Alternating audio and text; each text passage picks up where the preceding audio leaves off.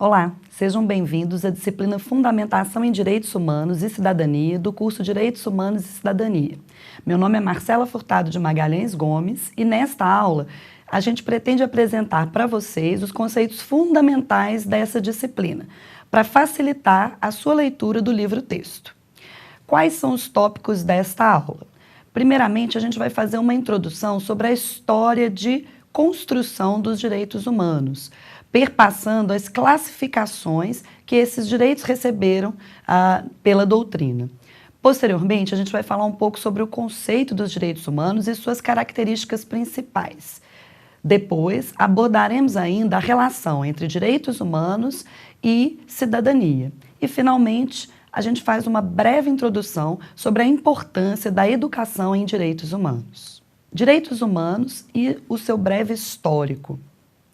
Os direitos humanos são definidos hoje, do ponto de vista legal, como um conjunto de direitos que estão protegidos por normas jurídicas, em geral, tratados e acordos de natureza internacional, e com conteúdo que se refere a aspectos fundamentais da dignidade de todo ser humano.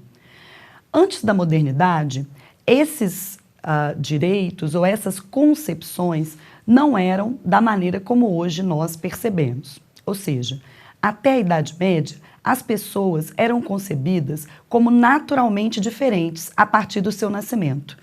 Cada um nascia com um status diferente na sociedade. E exatamente porque nascia com um status diferentes na vida social, tinham direitos e deveres diferentes umas em relação às outras. Essas diferenças promoviam, então, diferentes privilégios e diferentes acessos e oportunidades a diferentes grupos de pessoas, gerando dominação, exclusão e violência. Na modernidade, vários eventos históricos, como o Iluminismo, a Revolução Francesa, a Revolução Científica e vários outros, vão promover a discussão sobre a igualdade natural de todos os seres humanos. Ou seja, nascemos todos iguais. As nossas diferenças são diferenças sociais, diferenças de língua, de cultura, de oportunidades, de espaços frequentados.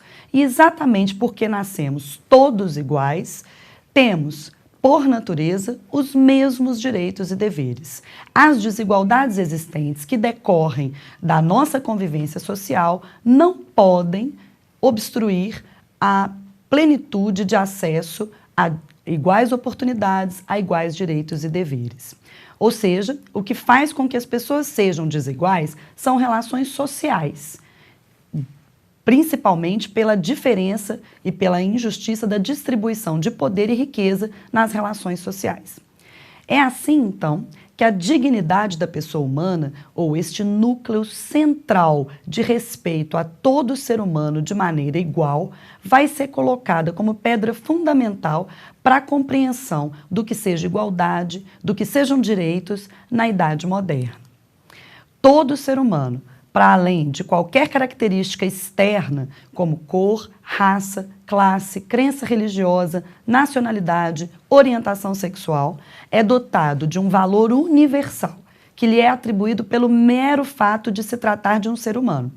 Qualquer ser humano é dotado dessa mesma dignidade. E, por isso, todo ser humano tem um conjunto de direitos e deveres fundamentais iguais, que lhe devem ser protegidos pela ordem nacional e internacional.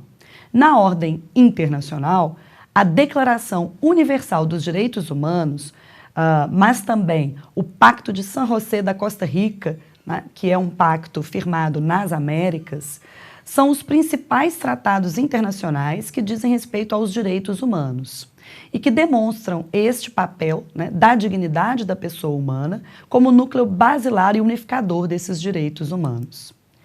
Nacionalmente, a nossa Constituição, a Constituição da República Federativa do Brasil de 1988, também prevê a dignidade humana como núcleo fundamental dos direitos humanos protegidos no artigo 5º. A dignidade humana está descrita, né, no artigo 1º, inciso 3º da Constituição, e os direitos fundamentais dela decorrentes estão no artigo 5º, 6º e 7º da Constituição. Apesar desse valor imprescindível para a compreensão da igualdade na modernidade e para o enfrentamento das desigualdades, opressões e violências ainda existentes, a dignidade da pessoa humana não deixa de ser questionada e criticada por muitas pessoas que também defendem a igualdade e lutam contra essas desigualdades, opressões e violências. Por que isso ocorre? Porque a maneira como esses direitos humanos e a dignidade da pessoa humana foram doutrinariamente descritos, de alguma maneira, remete a uma universalidade ou a uma visão eurocêntrica da história e do mundo. Ou seja, os eventos e fatos que ocorreram na Europa, na Idade Moderna, teriam sido os catalisadores para a discussão da dignidade e promoção dos direitos humanos e, por essa corrente universalista, se dariam da mesma maneira em todos os lugares e espaços no globo. A crítica hoje vem exatamente dessa universalidade. Apesar de haverem direitos que são de todo e qualquer ser humano, esses direitos terão sim diferenças na forma como eles surgem, na forma como eles são protegidos, na forma como eles são socialmente e culturalmente recebidos e percebidos dentro de cada sociedade, dentro de cada tempo, dentro de cada cultura. Há então hoje correntes não universalistas, mas culturalistas, relativistas, que criticam essa visão tão monótona, né, ou tão idêntica de formação e fruição dos direitos humanos. Apesar disso, ainda é muito comum os alunos, cursistas e textos mencionarem essa classificação que os direitos humanos receberam pela sua formação na modernidade na Europa, que são as gerações de direitos humanos. A primeira geração voltada para a proteção dos direitos de liberdade dos sujeitos, né? Então, o direito à livre expressão, à livre manifestação, à liberdade de ir e vir, e os direitos políticos, né, de votar e ser votado. A segunda geração de direitos, que traz aí sim uma luta mais social e promove a inclusão dos direitos à educação, ao lazer, à saúde, como direitos basilares, inclusive para a fruição da liberdade.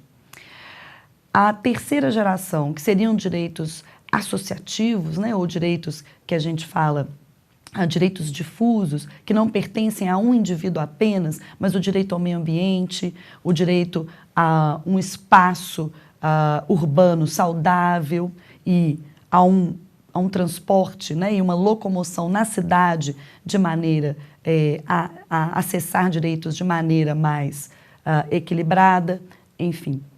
Apesar dessa classificação de direitos humanos em gerações, nós sabemos que, de fato, essa sucessão histórica, primeira, segunda e terceira geração, não ocorreu assim em todos os lugares. Há lugares em que esses direitos foram sendo estabelecidos mais ou menos ao mesmo tempo, ou a segunda geração antes da primeira geração, e assim sucessivamente. E mais do que isso, esses direitos, essa classificação muitas vezes dá a impressão de que são direitos estanques, ou seja, grandes blocos de direitos, mas não é bem assim. Os direitos humanos, os direitos que promovem a dignidade de todo ser humano, são direitos intrincados uns nos outros.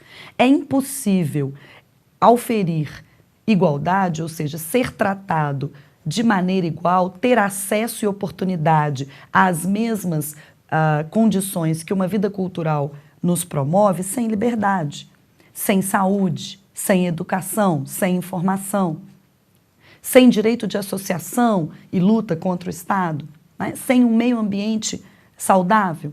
Enfim, esses direitos estão todos correlacionados.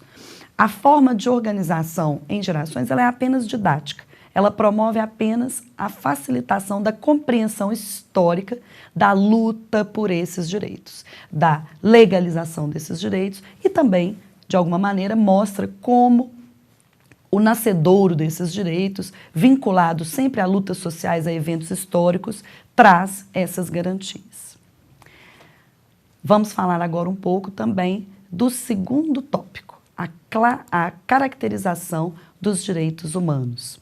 O que são esses direitos e quais são as suas características essenciais para que eles sejam fruídos de maneira igual por todos. Como a gente já havia mencionado, os direitos humanos são, então, esses direitos fundamentais à promoção da dignidade de todo ser humano, que, por natureza, é igual. Ou seja, que promove entre todos os seres humanos, o acesso a oportunidades similares. Esses direitos são protegidos juridicamente em normas internacionais e também nacionais. E, então, a partir dessa definição, algumas características dos direitos humanos podem ser ressaltadas. Os direitos humanos são direitos históricos, ou seja, são direitos que surgem, se consolidam e se alteram na história, como resultado de lutas sociais ao longo do tempo. Por isso, são direitos que são fruídos em cada tempo e em cada cultura. São direitos inexauríveis. O que isso significa? Significa que os direitos humanos, já reconhecidos em tratados e acordos jurídicos, podem ter o seu sentido ampliado, expandido, e novos direitos humanos podem sempre vir a surgir.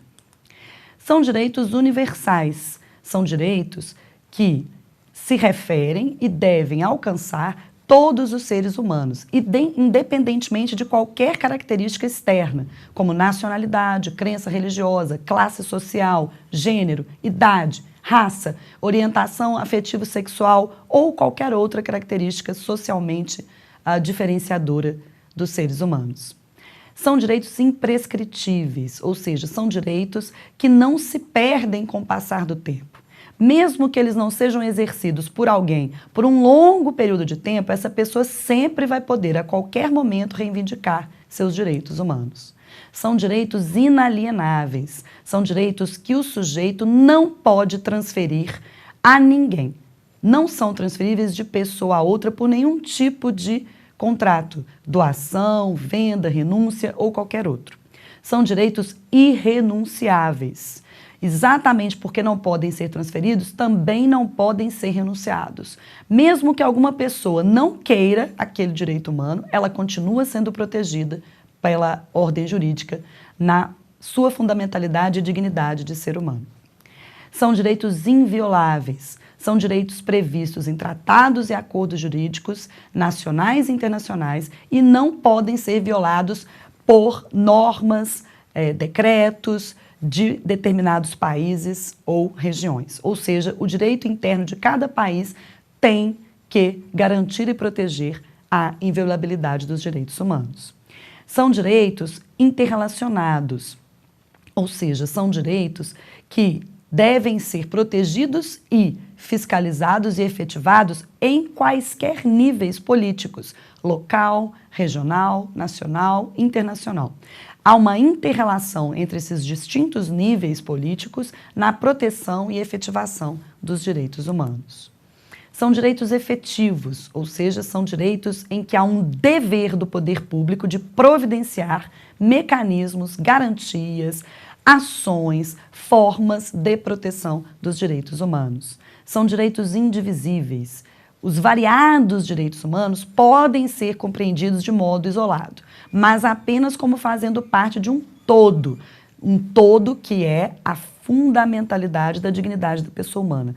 Só se é humano efetivamente de maneira digna se todos e quaisquer um desses direitos são, de fato, efetivamente garantidos e protegidos para cada um de nós. São direitos que não podem ser tratados, então, de forma dividida.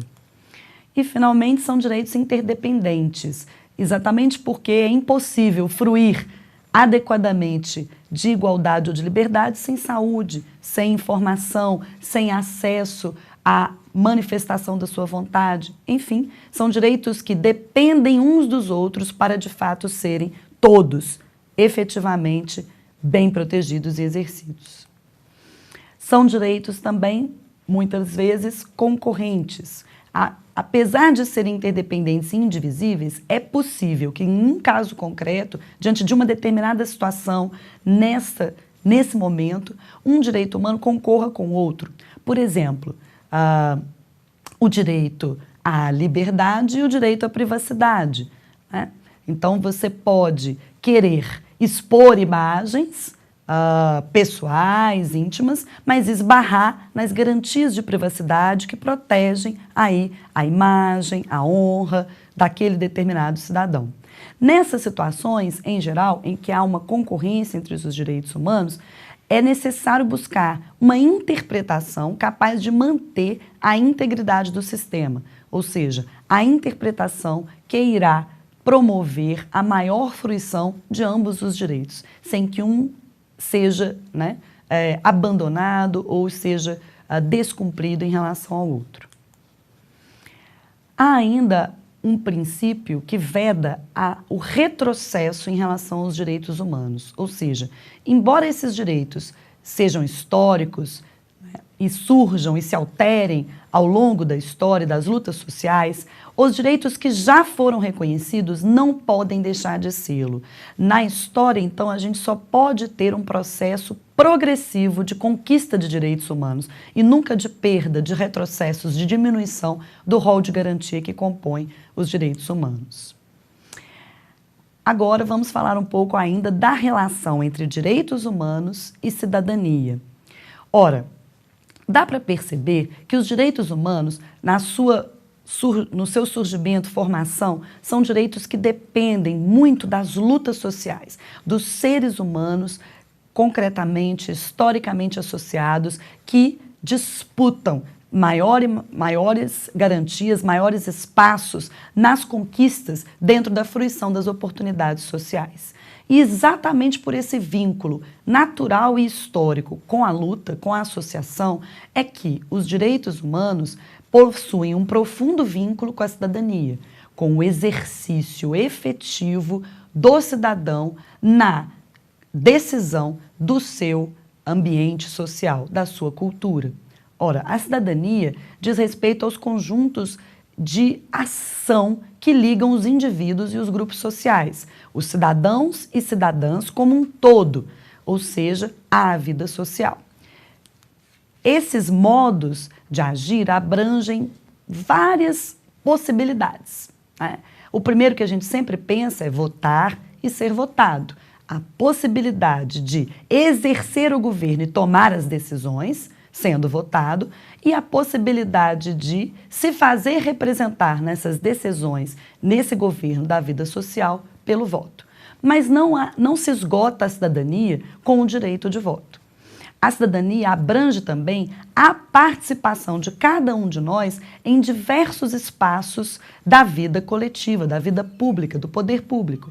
Então, a participação em audiências públicas, sejam as conduzidas pelo Poder Legislativo, sejam as conduzidas pelo Poder Executivo ou mesmo pelo Judiciário, para que os grupos sociais se manifestem, opinem sobre o que deve ser feito, o que deve ser legislado, como deve ser gasto o nosso dinheiro, né, socialmente arrecadado, qual é a decisão jurídica dos assuntos que nos representa, que representa aquilo que, enquanto grupo social, queremos.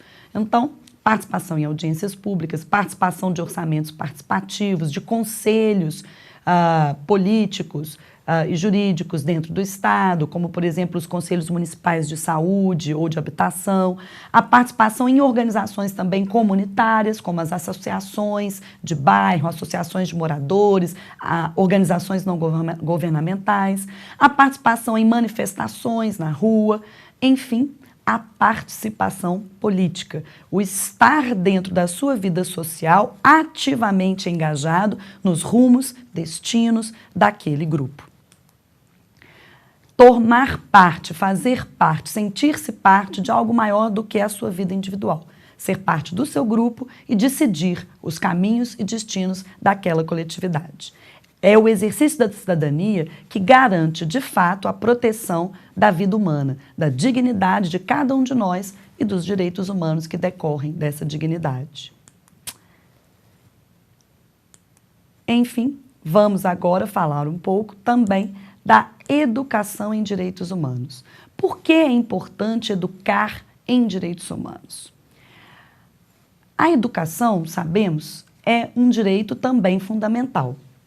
E todos nós sempre destacamos a importância da educação. Sem educação, o cidadão não é capaz de fato, saber aquilo que envolve a esfera política, a esfera social de sua participação e, de fato, exercer a cidadania. Ora, então, a educação em direitos humanos é fundamental. Se são os direitos humanos, aqueles direitos fundamentais a que cada um de nós viva com dignidade, todos os cidadãos devem, para lutar por maiores direitos, para exercer plenamente a sua cidadania e cobrar e participar na vida social por uma sociedade promotora desses direitos, conhecer seus direitos, entender como eles surgiram, saber que tipos de violações podem ocorrer a esses direitos e serem, então, cada um deles, os advogados, né, dos seus próprios direitos humanos. Mas a gente pode se perguntar, né, se a educação dos direitos em direitos humanos é tão relevante assim, é necessário que essa educação ocorra no universo escolar? Que tipo de educação queremos em direitos humanos e como podemos fazer isso? Ora, o debate hoje sobre a educação em direitos humanos nas escolas é um debate longo e já vem, de alguma maneira, preenchendo várias normativas no Estado de Minas, no governo federal, sobre a inclusão desses conteúdos dentro da escola. Mas uma inclusão que seja transversal, ou seja, uma inclusão que demonstre como esses direitos são uma base histórica, social, jurídica da contextualização e mesmo às vezes do estudo de diferentes disciplinas. Uma disciplina como a biologia, mesmo uma disciplina como a língua portuguesa e também a história, a geografia, são disciplinas que tocam diversos conteúdos que, de fato, conversam com essa fundamentação em direitos humanos. O direito à saúde, o direito à educação sexual, o direito a uma educação inclusiva, a história de formação desses direitos e a luta social, então o combate ao racismo e aos preconceitos, o reconhecimento das desigualdades sociais e elas como um obstáculo à fruição de direitos, todos esses conteúdos são conteúdos dos direitos humanos que atravessam todas essas disciplinas. Por isso, para que a formação em direitos humanos seja, de fato, uma formação formadora de cidadãos, né, e propicie um exercício consciente de cidadania desses sujeitos, ela tem que ser uma formação transversal. Mais do que isso, os direitos humanos, eles não são apenas um conteúdo, mas eles devem ser também um sentimento, né? Os direitos humanos, eles têm que ser vistos não apenas como uma lista ou um rol de direitos, mas como espaços ou pedaços de inclusão dos sujeitos na vida da sua coletividade, da sua cultura, que não podem deixar de ser protegidos sem causar injustiça, violência, preconceitos, ataques, discriminação, pobreza. Enfim, o sujeito que perpassa uma educação em direitos humanos, ele tem que se transformar em um sujeito que advogue que todos nós, cada um de nós, tem direito a existir de maneira digna, com espaços cada vez maiores dentro da sua vida cultural e social. Muito obrigada por essa aula e bons estudos.